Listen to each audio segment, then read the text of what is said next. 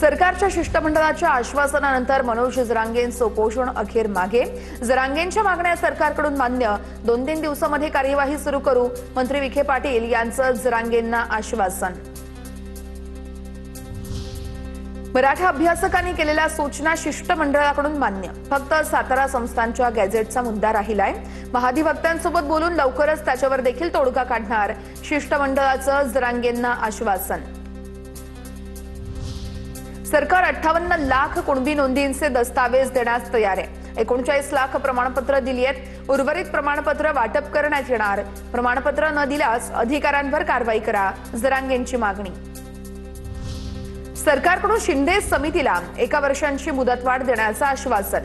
सातारा संस्थांच्या गॅझेटचा GR लवकर काढा, मनोज जरांगेंची शिष्टमंडळाकडे मागणी। माझ्या आणि माझ्या विरोधात असलेल्यांची नार्को टेस्ट करा, नाव न घेता जरांगेंचा भुजबळांवर निशाणा। मनोज जरांगेंची राधाकृष्ण विखे पाटील आणि प्रसाद लाड यांच्या समोर विनंती। मनोज जरांगेंवरती छत्रपती संभाजीनगरच्या गॅलेक्सी रुग्णालयामध्ये उपचार सुरू। उन्हामध्ये उपोषण केल्यानं जरांगेंची तब्येत खालावली। पुढील 48 तास डॉक्टरांच्या निगराणीखाली ठेवलं जाणार। निर्णय घेताना ओबीसी समाजावरती अन्याय होऊ देणार नाही, एकाच्या ताटातलं आरक्षण काढून दुसऱ्यांना देणार नाही। महायुती सर्व समाजाच्या हिताचा निर्णय घेणार, फडणवीसांची भूमिका। ओबीसींचं आरक्षण हिसकावून घेतल्यास आंदोलन करणार, जरांगेंनी बाजवर आंदोलन केलेलं आहे, आम्ही ढेकळात आंदोलन करू, ओबीसी आंदोलक लक्ष्मण हाकेंचा इशारा। ओबीसी आरक्षणाला धक्का लागल्यास रस्त्यावर उतरू, जरांगेंना वेगळं आरक्षण द्या, आमच्या ताटातलं देऊ नका। बोगस ओबीसी आमच्यात आल्यास समाज पेटून उठेल, बबनराव तायवाडेंचा आज सरकारला थेट इशारा।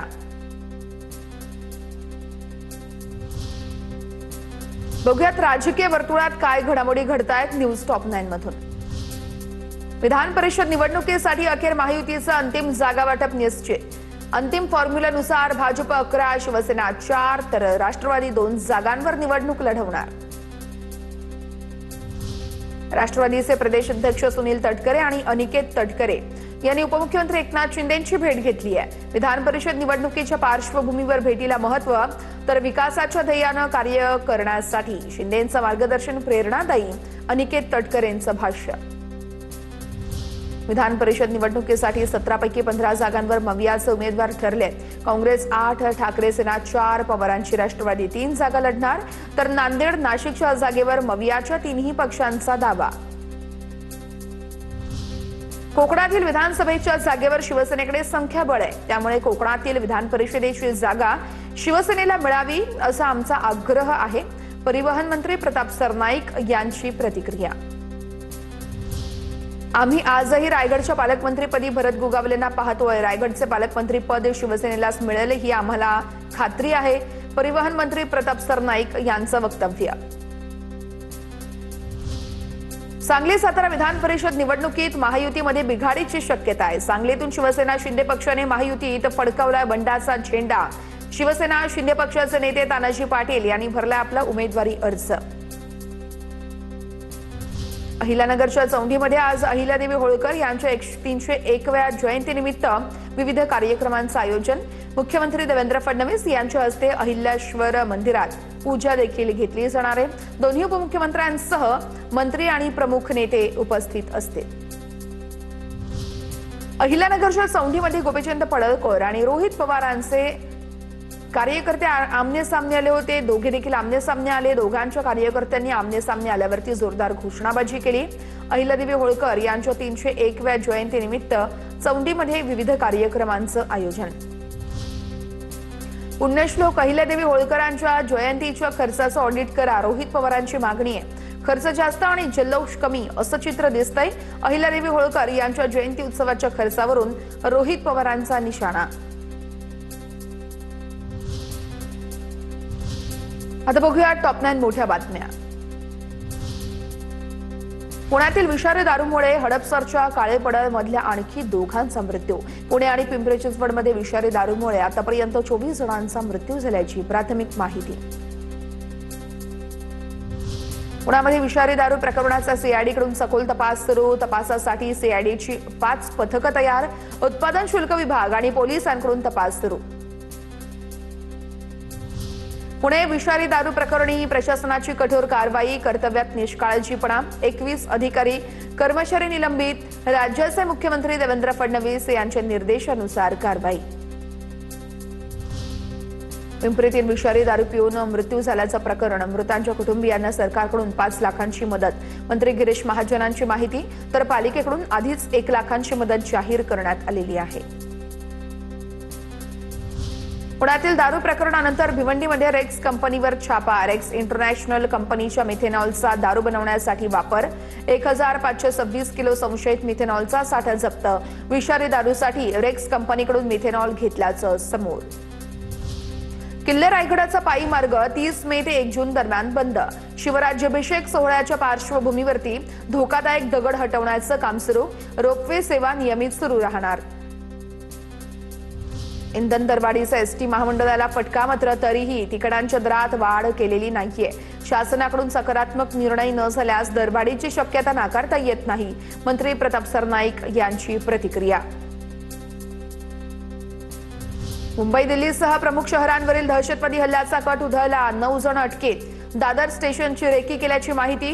मुंब्रा, कुर्ला आणि पुण्यात राहणाऱ्या 3घांना अटक. आरोपींचं पाकिस्तान कनेक्शन समोर.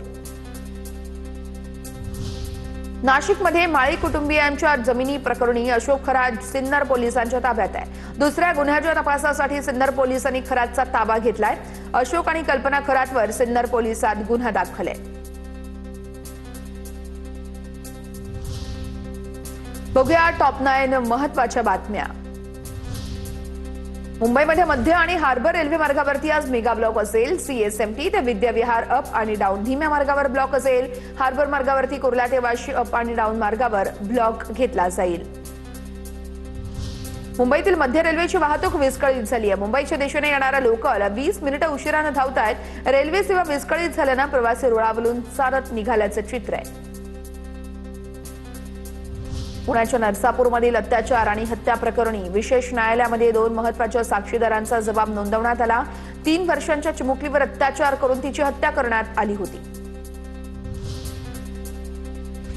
नागपूर शहरातील 3 वेगवेगळ्या भागात 3 मृतदेह सापडले आहेत. उष्माघातानं मृत्यू झाल्याचा प्राथमिक अंदाज आहे. शवविच्छेदनानंतर मृत्यूचं कारण समोर येणार. राज्यात नाफेड केंद्रावरती इन कॅमेरा कांदा खरेदी होणार आहे. कांद्याचा काळा बाजार करणाऱ्यांवर मकोका कायद्याअंतर्गत कारवाई होणार. मंत्री जयकुमार रावल यांची माहिती. कापूस आयातीवरील सीमा शुल्क 5 महिन्यांसाठी माफ. केंद्र सरकारचा मोठा निर्णय. 1 जून ते 30 ऑक्टोबर पर्यंत निर्णय लागू. साताऱ्यामध्ये कृष्णा साखर कारखान्याच्या निवडणुकीमध्ये जयवंतराव भोसले पॅनलच्या प्रचाराचा शुभारंभ. वडगाव हवेली या ठिकाणी हनुमान मंदिरात प्रचाराचा नारळ फोडला. पंढरपूरच्या विठ्ठल रुक्मिणी मंदिरामध्ये पारदर्शक मंडपाची उभारणी.